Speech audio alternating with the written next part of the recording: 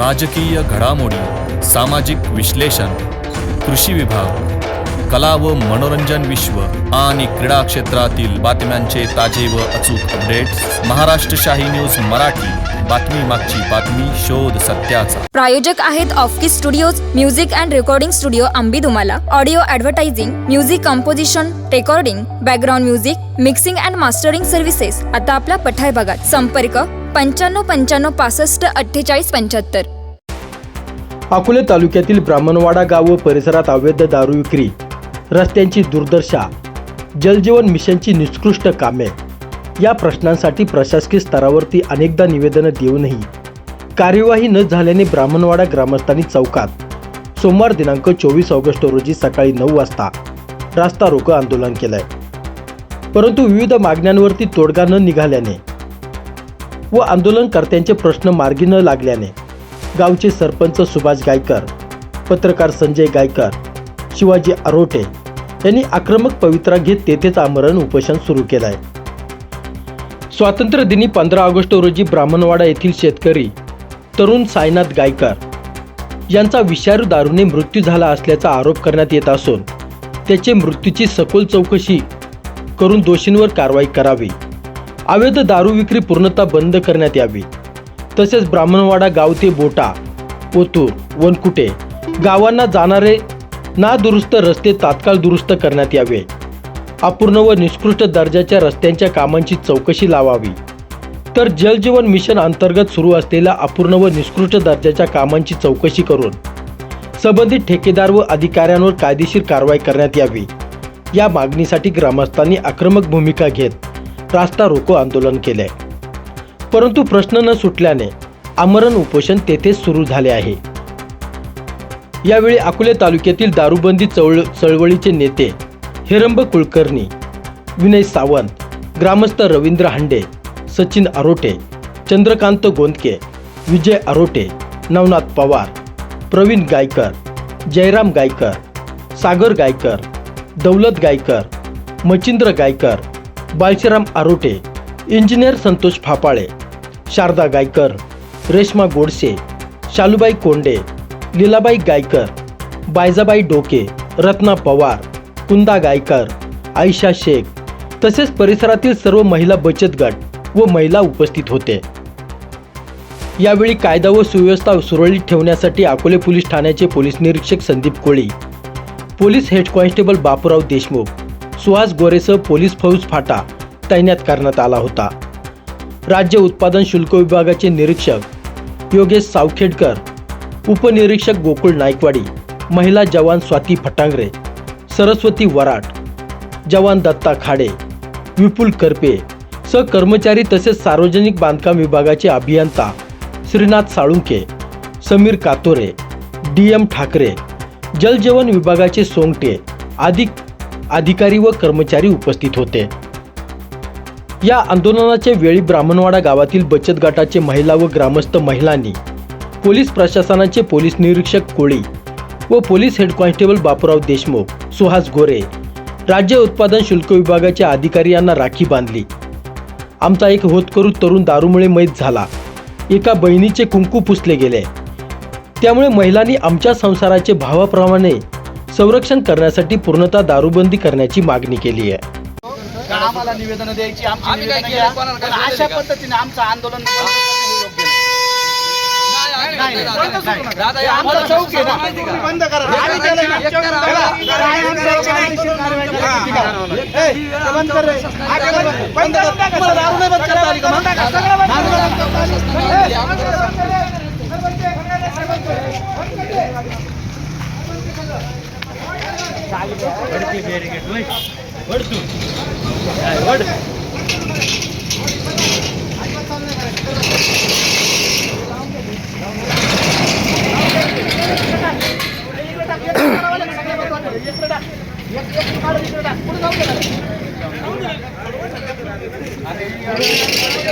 राहू द्या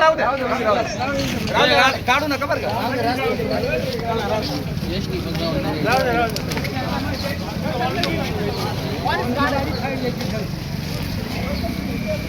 दादागिरी करतो मी ते करतो काय आम्ही त्याच्यावर करतो मी काय करतो असं नाही ना दादा तुमचा काय संबंध पाच 10-5 मिनिटं एक तास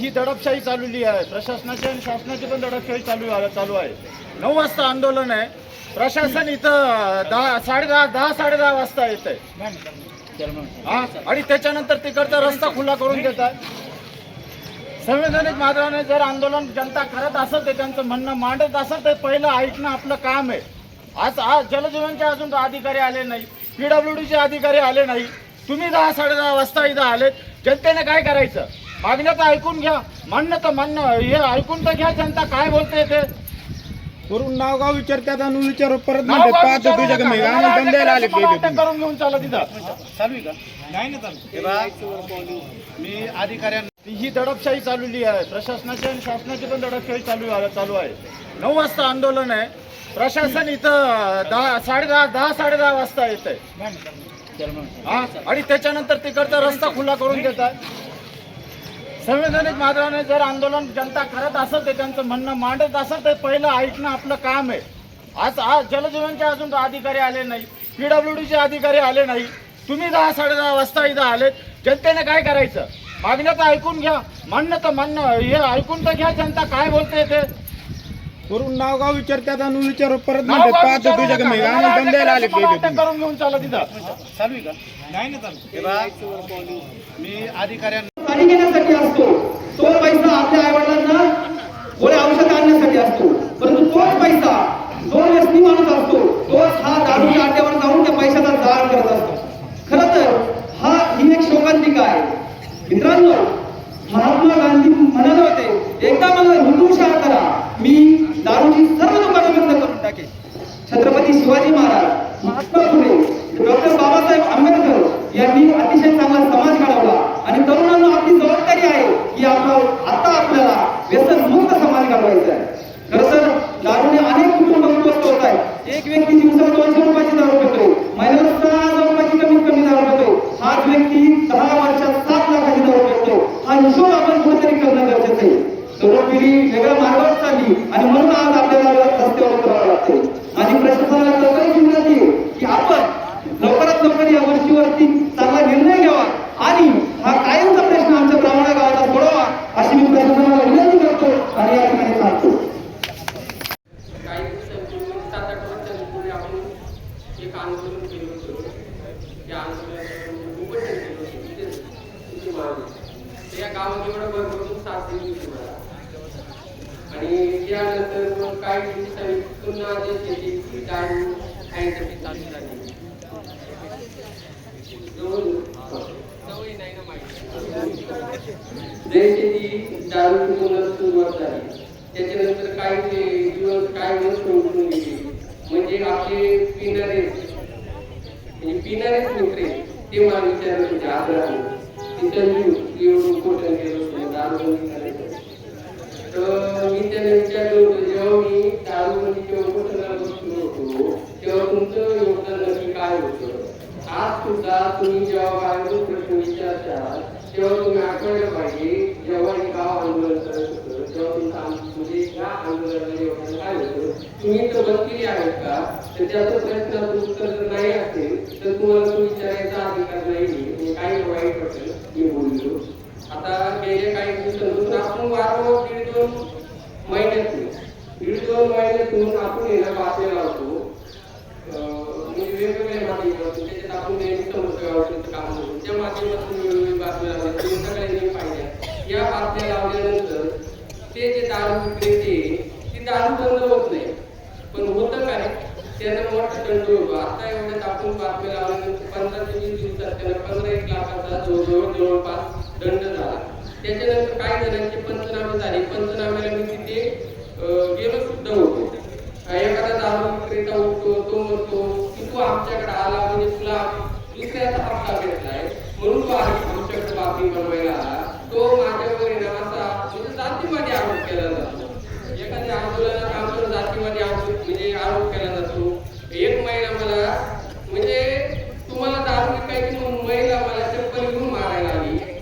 तर मी त्यांच्याकडे गेलो म्हणून वारंवार आपण या अशा बातम्या लावतो. माझ्या घरचे एक दिवस मला उठून आता 7-8 दिवसापूर्वीची गोष्ट आहे. घरचे उठून एक दिवस मला म्हणजे संजू नको या दारूच्या बातम्या लावतो पण तुझ्या जीवावर बेतायला लागले. आपण रिसर पोलीस स्टेशनला DYSP सोनवणे साहेबांनी आपण तक्रार केली की साहेब माझ्या विरुद्ध लोक आहे, आपण रिसर जाऊन पोलीस कंप्लेंट केली. त्याच्यानंतर पोलिसांकडून मला कोणती सूचना आली नाही की त्या दारूची तुम्हाला त्याच्यावर आम्ही काय कारवाई केली.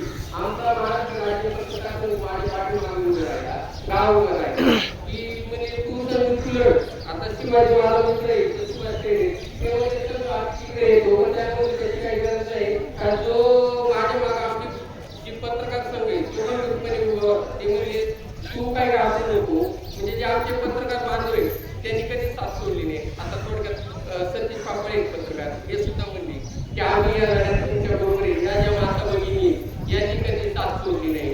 आता म्हणजे आज सकाळपासून आपले आंदोलन चालू आहे. अजूनही आपल्या बांधवांना म्हणजे ही आज आपल्या घरापर्यंत आलेली माझ्या घरात पण दारू नाही तरी मी बातम्या लावतोय की बाबा नको एखाद्याचा प्रपंच. इथेच काही माता भगिनी बसलेली आहेत त्यांची मुलं माझी मित्र होती आज ती गेली दारूमुळे.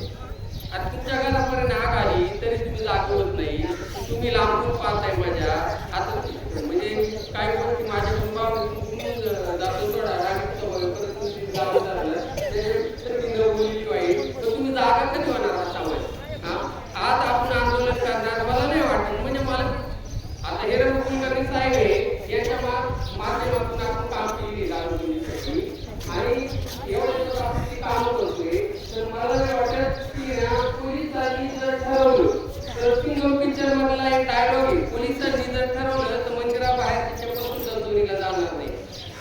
मला चांगलंच वाटतं. तर पोलिसांनी जर ठरवलं तर ह्या ब्राह्मणवाड्यातली दारू बंदी कायमस्वरूपी होऊ शकते. पोलिसांच्या पुढे कोणी नाही मी असं समजतो. त्याच्यामुळं पोलिसांनी हे मनावर घ्यावे आणि ही अवैध दारू बंदी गाड्या सोडू नका तिकडून आणि ना थोडं सहकार्य करा, आरडाओरडा करू नका. जर पोलिसांनी ठरवलं तर ही दारूबंदी प्रत्यक्षात येऊ शकते मी एवढं सांगतो. आणि आपल्या घरात अजून एक साईनाथ होऊ नये अशी मी कळकळीची विनंती करतो. आणि जी लोक लांबून पाहतात त्यांनी अजूनही इथे येऊन बसावी माझ्या आग्रहाची विनंती आहे. सांगणे ब्राह्मणवाडा ग्रामस्थांचं या आंदोलनाबद्दल मी मनापासून अभिनंदन करतो, कौतुक करतो. महिला भगिनींचं आमच्या कार्यकर्त्यांना या आंदोलन काही विशिष्ट मागण्या मांडून नंतर मागे घ्यावं हे आवाहन करण्यासाठी आलेलो आहे. आपले PI नवीनच तालुक्यामध्ये आलेले आहेत, त्यांना आम्ही नक्कीच संधी देणार आहोत. त्यांना त्या आल्यानंतर आम्ही त्यांना भेटून हे सारे प्रश्न आम्ही त्यांच्यासमोर मांडले. सर, इतर तालुक्यातल्या आणि आपल्या तालुक्यातल्या दारूबंदी आंदोलनामध्ये फरक आहे. आमच्या तालुक्यातली कार्यकर्ते दारूच्या प्रश्नामध्ये कुणाला तरी त्रास द्यायचा, कुठल्या तरी सुपाऱ्या घ्यायच्या, कुणाची तरी मिठवा करायची यासाठी दारूबंदीचं आंदोलन करत नाही. त्यांना या तालुक्यातल्या माय बहिणींचं दुःख करत असतात. आज या गावामध्ये शोककळा आहे. आज या ठिकाणी बसलेली ही जी माणसं आहेत ही स्मशानभूमीमध्ये दावा करून थेट रस्त्यावरून बसलेली एक गांभीर्य आपण सगळ्यांनी लक्षात घेतलं पाहिजे. आज दावा ओळखून डोळ्यातले अश्रू बसून ही सगळी माणसं आणि माय माऊली घरी न जाता या ठिकाणी आंदोलनाला बसतील ही वेदना आपण समजावून घेतली पाहिजे. याचं कारण एक तरुण आमचा या गावातला एक तरुण याच ठिकाणी त्याचा 10 दिवसापूर्वी मृत्यू झालेला आहे. आणि किती मृत्यूंची वाट पाहिजे आम्ही. त्या अकोल्याच्या शाहूनगरमध्ये मी अभ्यास केला. 359 कुटुंब आहेत आणि 359 कुटुंबामध्ये 10 वर्षात 23 माणसं गेलेली आहेत. तालुक्याच्या प्रत्येक गावागावात आज अशा प्रकारचे मृत्यू झालेल्या तरुणांची यादी आणि त्यांचं वय हे 30 किंवा 35 वर्षापेक्षा जास्त नाही. तालुक्यामध्ये देशी दारूची पहिली दुकानं फक्त 3 गावांमध्ये आहेत. त्यात स्वतंत्र बंद झालेले आहेत. अकोल्यामध्ये 3 दुकानं आणि शेंडीची 2 दुकानं, 2 गावांमध्ये 2 5 दुकानं असताना आज तालुक्यातल्या 50 पेक्षा जास्त गावांमध्ये दारू मिळते, हे कसं समजून घ्यायचं? आज तालुक्यामध्ये सिन्नरहून दारू येते, आज तालुक्यात संगमनेरहून दारू येते, आज तालुक्यात आळे फाट्याहून दारू येते, नारायणगावहून दारू येते, घारगावहून दारू येते. आज दारूचं डम्पिंग ग्राउंड अकोला तालुक्यात झालेलं आहे देशी दारूचं. आणि म्हणून सातत्याने कुठेतरी दारू सापडली की आपले सुभाष गायकर तर्क करणार, सातत्यानं बोलत राहणार, तुमच्याकडे येणार, पोलिसांना फोन करणार, एसपीला फोन करणार. किती दिवस हेच करायचे? आज दारूबंदीमध्ये मी जवळजवळ 12 वर्षापासून काम करतोय. अनेक पोलीस अधिकारी येतात जातात, आम्ही सारखे निवेदन देतो, या गावात दारू सापडली, तिथे दाढी घाला, हे घाला, ते घाला. म्हणजे आज माझा इतका अभ्यास झालाय की मी दारूचा धंदा सुरू केला तर कोट्यावधी रुपये मिळतील असं मला वाटलं की मला अक्षरशः कुठून गाडी काढायची, कुठून आणायची, कुठून त्या गणर वाटून गाडी काढायची सगळं मला माहित झालं. डस्टर गाड्यांचे नंबर पाठ झाले माझे, 101 डस्टरची काळ्या रंगाची गाडी, पिवळ्या रंगाची गाडी, इथून सगळं पाठ झालं. आणि म्हणून सुभाष गायकरांनी आंदोलन जाहीर केलं तेव्हाच त्यांनी मला सांगितलं की आम्हाला रस्ता रोको करून लोकांची अडवणूक करायची नाही. मी सकाळी पोलीस साहेबांशी बोलतो ते सांगितलं की आमचे लोक अडवणूक करण्याच्या मानसिकतेचे नाही, पण त्यांच्या चांगलपणाचा काही फायदा घेऊन प्रशासनानं केवळ फक्त आजच्या पुरता तात्पुरता मार्ग काढावा अशा पद्धतीची भूमिका घेऊ नये. ज्या आमच्या 4 प्रमुख मागण्या आहेत कायमस्वरूपी, आमच्या प्रमुखच्या 4 मागण्या आहेत की परत दारू हा विषय या गावामध्ये निघता कामा नये. दुसरी मागणी, जे गुंड गुन्हेगार बायकांचे तळतळ घेऊन या गावामध्ये दारू विकतात त्यांच्या तडीपारीचा जो तुम्ही प्रस्ताव केला त्याचं मी स्वागत करतो, पण तो प्रस्ताव प्रांतांकडे आजच्या जाऊन 2-3 दिवसामध्ये त्याचा रिझल्ट मिळाला पाहिजे. प्रांतांना मी सुद्धा फोन करतो, आम्ही सुद्धा करतो, आम्ही येतो तुमच्याबरोबर संघटनेला, पण हे जे या गावातले गुंड आहेत दारू विकणारे हे तडीपार झाले. तिसरी मागणी, बऱ्याचदा सगळा वाईटपणा पीआय अंगावर घेतात. माझं म्हणणं असं की पीठ अंमलदाराला आपण काम करू शकतो.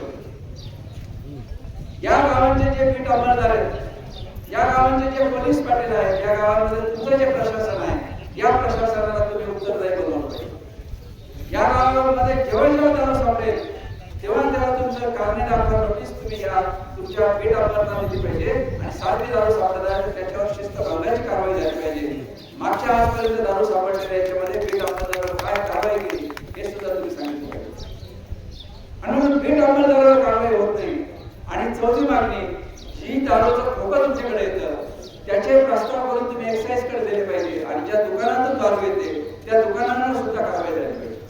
कारण दारू ही आकाशातून येत नाही किंवा जमिनीतून उगवत नाही, ती कुठेतरी लायसन्सच्या दुकानामधून येते. तुम्ही आम्हाला त्याचा प्रस्ताव करून द्या, एक्साईजचा पाठपुरावा करण्याची जबाबदारी माझी, त्या दुकानाचं लायसन्स रद्द होण्यापर्यंत आपण पाठपुरावा. आणि म्हणून तुम्ही नवीन आहात आम्ही समजू शकतो, पण इथून पुढे मात्र अत्यंत आक्रमक भूमिका तुम्ही घ्या आणि एक 25 गाव आहेत ज्याची यादी मी तुम्हाला पहिल्या दिवशी दिली, त्या 25 गावांवर जर लक्ष केंद्रित केलं. अनेक गावामध्ये गावकरी वाईटपणा घ्यायला तयार नाही, पण आमच्या सुभाष गायकरांचा जन्मच वाईटपणा घेण्यासाठी झाला आणि सातत्यानं हा माणूस काही सगळे गावकरी वाईटपणा घेतात. मी स्वतः या ठिकाणी रामरक्षक दल स्थापन केलं होतं, पण रामरक्षक दलाला सुद्धा या दारूच्या यांनी दाद दिली नाही. आणि म्हणून मी आमच्या कार्यकर्त्यांना विनंती करेन की आपलं उपोषण चालू ठेवू, प्रशासनाला आपण सहकार्य करू. प्रशासनाने आम्हाला शब्द दिला पाहिजे, नुसतं शब्द नाही तर कालबद्ध दिलं पाहिजे की तडीपारी कधी होणार, तुमच्या वीट अंमलदारावर तुम्ही कारवाई काय करणार, इथे दारू थांबवण्यासाठी काय करणार आणि दारू सापडलेले खोक्यांचं एक्साईज पर्यंत काय करणार, याच्याबद्दल साहेबांनी बोलावं आणि त्यानंतर मग समिती निर्णय घेईल.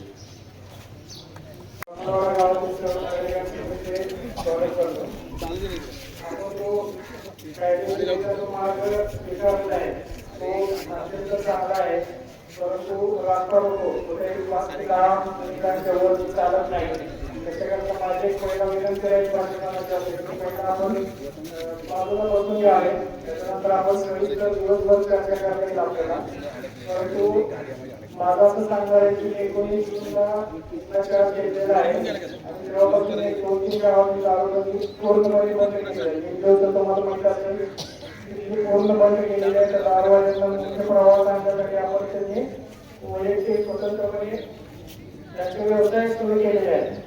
त्याचप्रमाणे आता आपल्या गावात देखील 2च धंदे आहेत. इतर मी स्वतः वैयक्तिकरित्या रेड बंद केलेले आहेत. त्याच्यानंतर या मागच्या या वर्षामध्ये 2026 मध्ये त्यांच्यावरती 7 ते 8 केसेस दाखल झालेले आहेत आणि कायद्याने जे ठरवून दिलेलं आहे प्रतिबंधात्मक कारवाई पण पाठवलेली आहे आणि त्याच्यानंतर देखील त्यांच्यावरती आपण रेड केलेला आहे आणि आपण आताच प्रांत अधिकारी साहेब महोदयांकडे आपण त्यांच्या विरुद्ध लिस्ट ऑफ बॉन्ड त्यांच्याकडून जो आपण बॉन्ड घेतलेला होता 1 लाखाचा तो त्यांची बॉन्डचं त्यांनी उल्लंघन केलेलं आहे.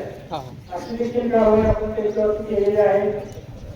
त्यांच्याकडून नोटीस निघालेली आहे. त्यानंतर त्याच्यावरती जो काय प्रांत अधिकारी महोदय आहेत तर ते 1 लाख रुपयाचा दंड जो काय बोजा असेल तो जर भारतासाठी नसेल तर तो जो बोजा आहे तर तो त्यांच्या 7-12 असेल तर त्यांच्या ह्याच्यावरती महसूल याच्याकडून करून घ्यायचे. त्याचबरोबर गावातले जे धंदे आहेत ते पूर्णपणे बंद आहेत. आता जर चोरून लपून असेल तर त्याची तुम्ही आम्हाला गावाला मदत करावी कारण आपला पोलीस स्टेशनपासून जे अंतर आहे ते फार लांब आहे आणि आमची गाडी प्रायव्हेट जरी गाडी आलो आम्ही तरी आमचं लोकेशन बाहेर पडत आहे आणि आमच्याकडून जेवढ्या काही प्रतिबंधात्मक कारवाई असतील किंवा इतर ज्या कायद्यानं मान्य केलेल्या ज्या कारवाई आहेत त्या परिपूर्णपणे आम्ही केलेल्या आहेत आणि आज इथे माझ्या बहिणी ज्या इथं जमलेल्या आहेत त्यांना मी 100% खात्री देतो इथून थोडा आता कुठलाही प्रकार होणार नाही.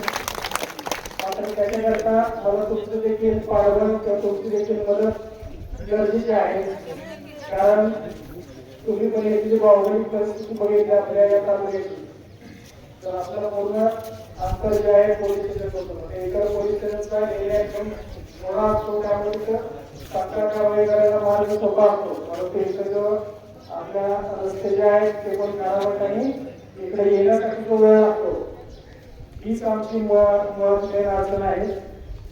ही अडचण तर आपण जर तुम्ही इकडे जर त्याचबरोबर आता माझ्या इस्रायलच्या साहेबांसोबत पण बोलणं झालेलं आहे.